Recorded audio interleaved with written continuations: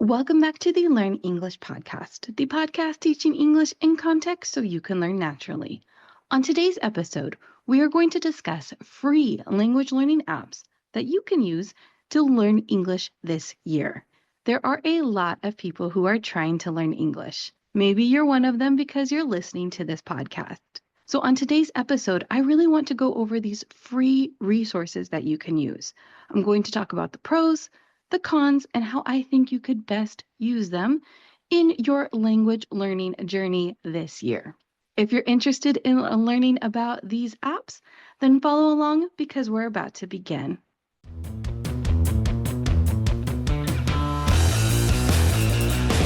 Before we get started, I want to remind you to look in the description of this podcast episode.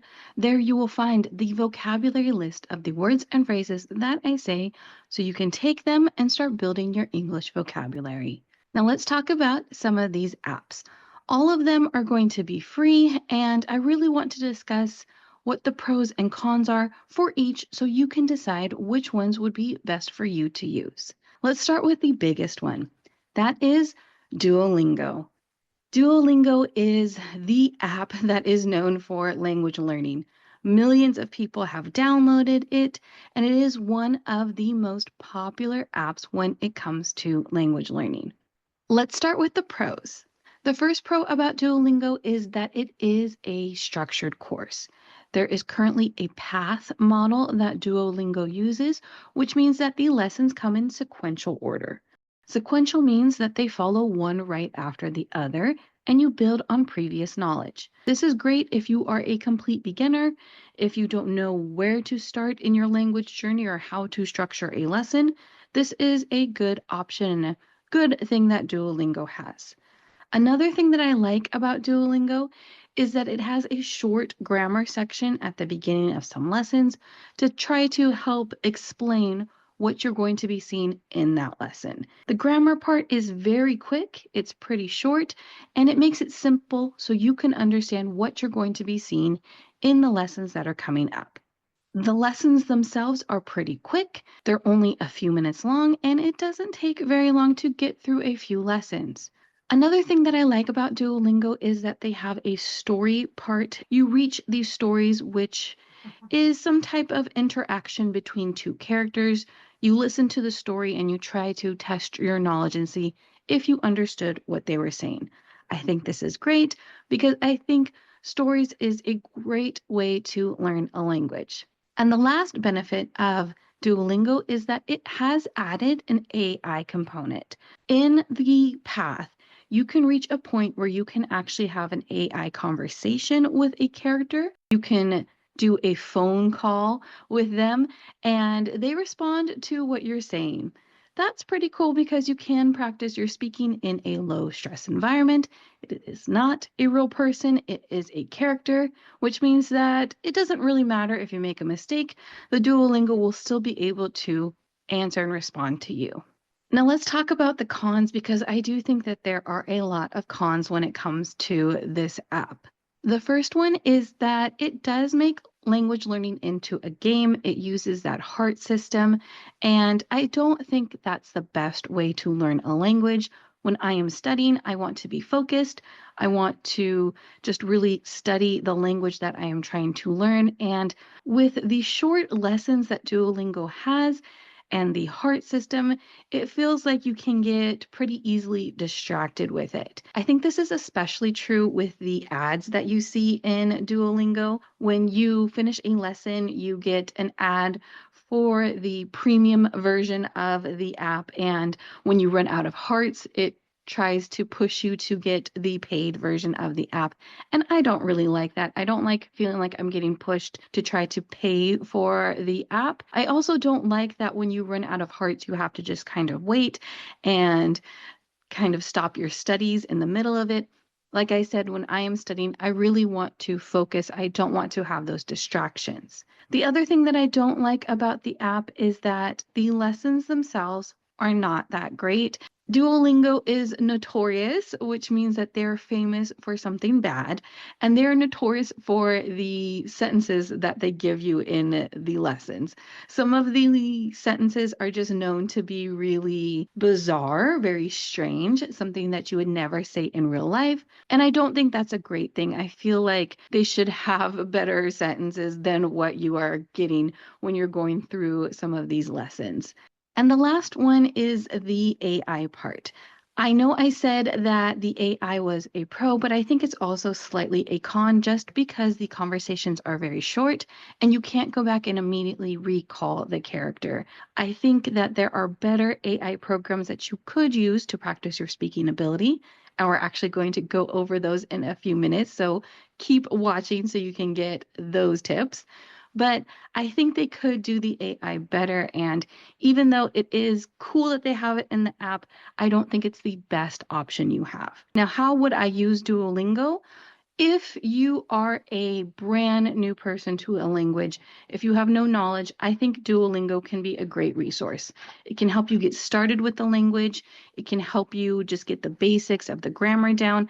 And I think that's really helpful. I also think you can use Duolingo if you have some time to kill, as we would say, which means that you have nothing to do for a few minutes. Let's say that you're on the bus or at a doctor's appointment waiting in the lobby. While you're waiting, you can do a Duolingo lesson. I think the lessons are short enough, you can get through them in a few minutes. And when you have nothing else to do, but you want to get a little bit of language learning practice in, I think that's a good option. It's not going to make you 100% fluent, but it is something, at least it gets you some contact with the language. And my favorite part of the Duolingo company really isn't the app, but the podcast that they produce. And I think that this is one of the best resources that they have. If you are an upper beginner, maybe low intermediate, if this podcast is maybe difficult for you to understand, I think that the Duolingo podcast would be a great resource for you. That's personally how I used Duolingo, and that's what I would recommend to you if you're thinking about using this app. The second app is actually my favorite, and it is called Language Transfer. Language Transfer is a app and also a website. I will leave a link for them, but the program was created by one person, one man, and there are a number of courses. In the courses, you will find a bunch of different lessons, and all of the lessons have a teacher and a student. The teacher explains some basic parts of the language to a student and then asks them questions about it. When the student answers, that is your time to also answer and see if you got the answer correct, if you were able to answer the teacher's question. Just like Duolingo, these lessons are sequential. They're pretty short and they're really good. It's a very low stress environment because there's no heart system. There's no one grading if you're right or wrong. You can just be by yourself and practice these. You can listen to them as many times as you want.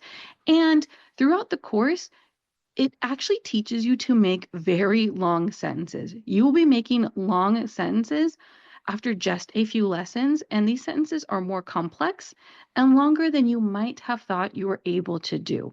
That's one of the reasons why I love this program. Now, there is a huge con when it comes to language transfer, and that is that the majority of the courses are in English. It has an English speaking teacher talking to an English speaking student in English, and that's really difficult if you're trying to learn English. It's really best for someone who knows English who is trying to learn another language. There is one bright spot though, and there's one group of people I would highly recommend this program to, and it is Spanish speakers. Now, I know a lot of my listeners are from Spanish speaking countries, and if you are one of them, there is a course for Spanish speakers who are trying to learn English. I would highly recommend that you check this course out. Like I said, this is personally my favorite free language learning resource, and if you are able to, I would recommend trying to go through the course. Our next set of apps, I'm actually going to group together and I'm going to call these language exchange apps.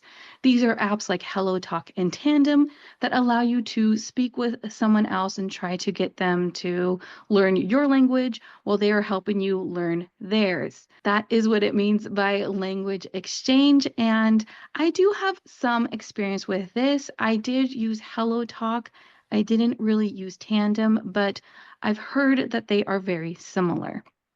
What you can do in these apps and some of the pros about these apps is that you can actually post a lot of different things and get feedback on what you're posting. You can take a sample of your writing, you can post it in the app, and people can correct your grammar, correct your spelling, and give you feedback on your writing. You can also record yourself speaking the language, and people can comment on your pronunciation and give you some feedback. I think that's really helpful. Another thing that you can do is that you can message someone. So you can set up those language exchanges. If someone wants to learn your language and you want to learn theirs, you can talk to each other and help each other out, correct each other, and hopefully learn each other's languages. The first con that I noticed was that I got messages from people on the app who didn't seem like they were trying to learn English, but who were trying to find a girlfriend. I thought that this was a little weird because I was trying to really learn Spanish. I did not want to use this as a dating site, but I did notice that I did get some of those messages and it was a little uncomfortable. I have heard from other women that they've had similar experiences. Like I said, I only used HelloTalk, so I can't talk about the other apps if this happens on all of them, but I have heard stories from other women saying that they do get these types of messages. I have to say that this is not the majority. Of course, there were men on there who were helping me with my Spanish and who were great. There were a lot of women on there who helped me. It was just a small minority of messages that I got, but it still made the app a little bit weird. The other thing that I noticed in the corrections when I was helping people is that sometimes the advice that was given or the corrections that were made were not correct. I was on there helping people with their English, of course, because I help teach English. And I would see corrections on there that were wrong. The grammar was wrong, or the saying that they were putting in the feedback was something that you would never actually say, something a native speaker would never say. And that was a little concerning to me. So if you do use these apps, the one thing that I would recommend is that you look at the profiles of whoever is giving you feedback. Sometimes the person who is correcting your English is someone who only has an intermediate level of English, and you should just be aware of that. There are a lot of native speakers, there are a lot of people who will help you, but just make sure you do your own research and make sure you take advice from someone who actually is a native speaker so you know that you're getting good feedback instead of something that's incorrect and that could actually harm your language learning. My advice, if you're trying to use these language exchange apps, use them if you have an intermediate level of the language. I downloaded HelloTalk very early in my Spanish learning journey. I saw someone recommend it, I downloaded it, and I honestly didn't get that much out of it. I couldn't ask even basic questions, so I wasn't able to do that language exchange part. Sometimes people would try to do language exchanges with me, and I couldn't respond in Spanish, so I ended up just talking in English. And that didn't really help me in any way with my Spanish learning. I would definitely recommend it if you are at an intermediate level, if you can have a conversation with someone. I think that's how you can get the most out of it. And of course, I would recommend recording yourself, just your voice recording. It doesn't need to show your face, just so you can practice speaking and you can get some tips from people. I think the feedback on that is actually really good. And it kind of forces you to start speaking, which is a very big benefit when you are trying to learn a language. Our next app is Italki. Now, I know Italki is known as a paid app where people take lessons. Personally, I teach on Italki. I teach people who are trying to learn English. I will leave a referral in the description if you want to take Italki lessons. You can use my code and get some free money if you do end up doing that. However, I want to talk about the free features on Italki. I don't really see people talking about these features, and I think they're actually really beneficial and something that could help you when you are trying to learn English. On the app or on the website, you can go to different tabs. And one of the tabs has a podcast section. There you will find podcasts that are made by teachers who are helping people learn their language. You can find a lot of English podcasts that are made for people who are trying to learn English. The teachers on the site also make flashcard decks.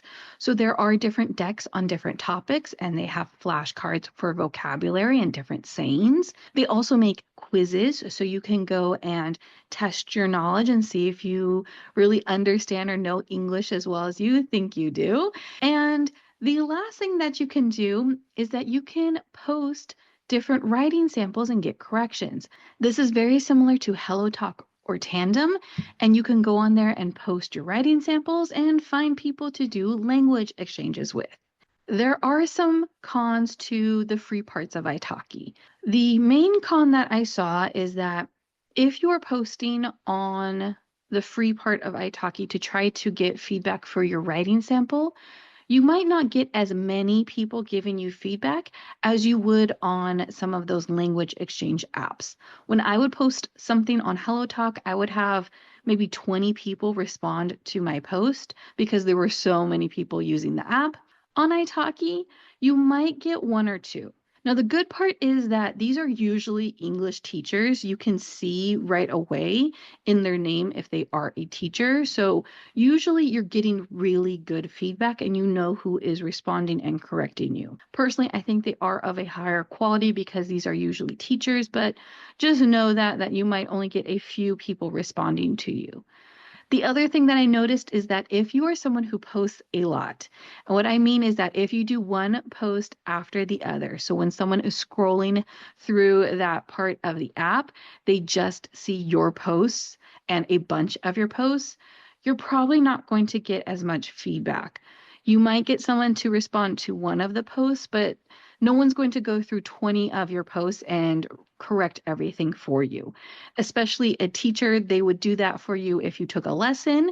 They would help you correct whatever writing you wanted. But if you're looking to try to get that for free on the app, I would say you can't post an entire essay. People aren't going to respond. A short sample of just one paragraph, people will, but you have to be aware of how much you're posting because a lot of times people won't do all of that work for free. And regarding the language exchanges, I'm not sure how many people actually do free language exchanges on Italki. Like I said, it's mainly known as a paid app, so it might not be the best place to find a free language exchange. Just know that when you are trying to use it. Overall, though, I would recommend it. I do think that the free parts of Italki are great. You might find a teacher on there while you're looking at all of the free resources. You might find someone that you want to take classes from, but even if you don't, you can just use those free resources. They're made by teachers, they're usually very high quality, and they're all things that you can use to help you learn English. And our last app is ChatGPT. ChatGPT seems to be everywhere nowadays. AI seems to be in everything. And I really think that it can be used to help you learn a language. There are a lot of different prompts that you can put into ChatGPT to try to help you with different parts of a language. You can upload a writing sample onto ChatGPT and have it correct it for you. You can have it make it sound more sophisticated and use better vocabulary or just correct your grammar. You can also have it define different things for you. So if you see a sentence and you don't understand it, or if you see a certain word or phrase, you can ask ChatGPT what the meaning is and it can give you a full explanation. And you can also ask it for practice problems. So if you are struggling with a certain part of the language, You can tell it that, and you can ask for it to make you practice problems to practice with. And it will give you a bunch of different examples, and you can walk through them and see if you're better at understanding that certain grammatical point. I've personally done this with Spanish because the subjunctive is very confusing for me. And I have asked ChatGPT to make practice problems for me, and it did. The best part about the app, though, I think, is that if you do download it on your phone, you can actually have a conversation with it. So when I talked about Duolingo and the AI component, I said there was a better option, and I think ChatGPT is that better option. You can have a very long conversation with it. It will respond to what you're saying, and you can talk about almost any topic with it. That makes it a lot more accessible and interesting, I think, than Duolingo, for example. Now, some of the cons, even though it is like a tutor, it's not a real person, it's a software. And just like every software program, it can have some bugs or some glitches that make it seem a little bit odd. I've noticed this when I did the practice problems with it. Sometimes the problems are a little repetitive. I don't think ChatGPT knows how to make a very diverse and exciting set of problems. So it kind of tends to do the same type of problem over and over again. I've also noticed that sometimes the answers are incorrect or the question itself is just weird. And I just want to make people aware of that sometimes ChatGPT doesn't get everything right. You have to be a little bit careful with some of it. Now, I do think that's getting better, and I think it will continue to improve in the future, but it can be a little bit odd sometimes when you're using it for practice problems. The other thing about the chat feature, when I used it on my phone, I thought it was really great. I would talk to ChatGPT for 15 to 20 minutes to really get my speaking practice in. But I did notice that sometimes it was a little bit strange. A couple of times it completely switched languages when I was talking to it. We were talking in Spanish, and then all of a sudden it would be in Indonesian or Russian. And I don't speak those languages. I didn't ask it to switch over to those languages. So that was very odd and a little bit confusing. I don't know why that happened. I think it was just a glitch in the system, but it did happen a couple of times. And I also noticed that sometimes the feedback it gave me was a little bit strange. I would say a sentence, and then it would correct that sentence, but give me the exact same sentence back. So let's do an example. Let's say that I said, I am an English teacher who helps people who are learning English. And then it would respond and say, well, you could say it that way, but a better way to say it is, I am an English teacher who helps people learn English. And then I would look at the transcript and I would stare at it and I would realize it was the exact same sentence. It told me that it was correcting me, but it didn't correct me. It took my exact same words and just pasted them into the response. And that was really odd. It took me a little bit to realize that it wasn't actually giving me feedback when it said it was.